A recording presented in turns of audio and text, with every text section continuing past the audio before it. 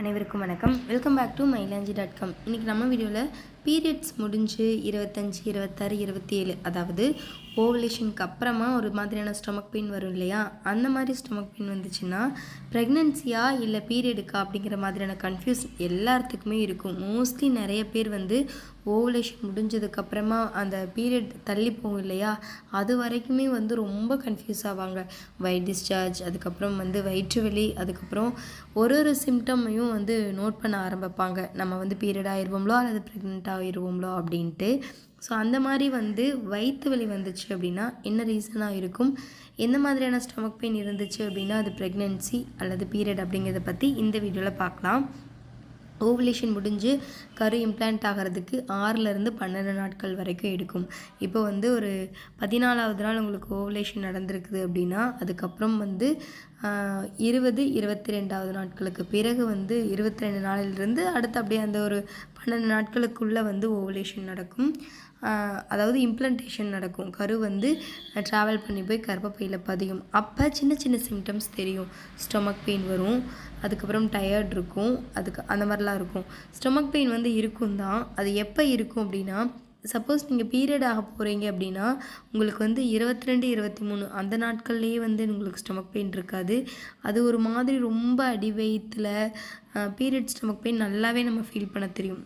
ரொம்ப அடி வயிற்றில் ஒரு மாதிரியான ஸ்டொமக் பெயின் இருக்கும். அது எப்போ இருக்கும் அப்படின்னா, இப்போ 28ஆந்தேதி ஷார்ப்பாக நீங்கள் பீரியட் ஆயிடுவீங்கன்னா 27, 26 அந்த 2 நாட்களுக்குள்ளே தான் ஜாஸ்தி இருக்கிற மாதிரி இருக்கும். ஒரு மாதிரி அடிவயிறு வலி மட்டும்தான் இருக்கும்.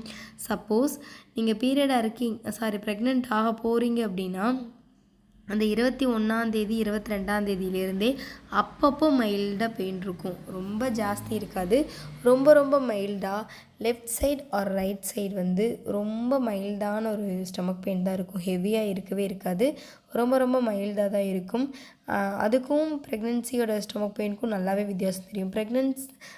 பீரியட் ஸ்டொமக் பெயினும் நல்லா அடி வயிற்றில் ஒரு மாதிரி பயங்கரமான ஒரு வலியாக இருக்கும். ஒரு மாதிரி ஒமட்டிக்கிட்டு ஒரு மாதிரி மூட் ஸ்விங்ஸ்லாம் இருக்கிற மாதிரியே இருக்கும். அதுதான் உங்களுக்கு பீரியடுக்கான ஸ்டொமக் பெயின். நீங்கள் ப்ரெக்னெண்ட்டாக இருக்கீங்க அப்படின்னா உங்களுக்கு 22, 23ஆந்தேதிகள்லேருந்தே அப்பப்போ லைட்டாக வலிக்கிற மாதிரி இருக்கும். எல்லாத்துக்குமே இது சேஞ்ச் ஆகும்.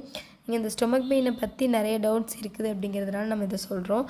ஒவ்வொருத்தரையோட உடம்புக்கு கண்டிப்பாக சேஞ்சஸ் இருக்கும். ஸோ அதையெல்லாம் நினச்சி நீங்கள் கன்ஃபியூஸ் ஆகாமல் பீரியட் தள்ளி போகிற வரைக்கும் வெயிட் பண்ணி பார்த்துட்டு அதுக்கப்புறமா நீங்கள் கன்ஃபார்ம் பண்ணிக்கலாம்.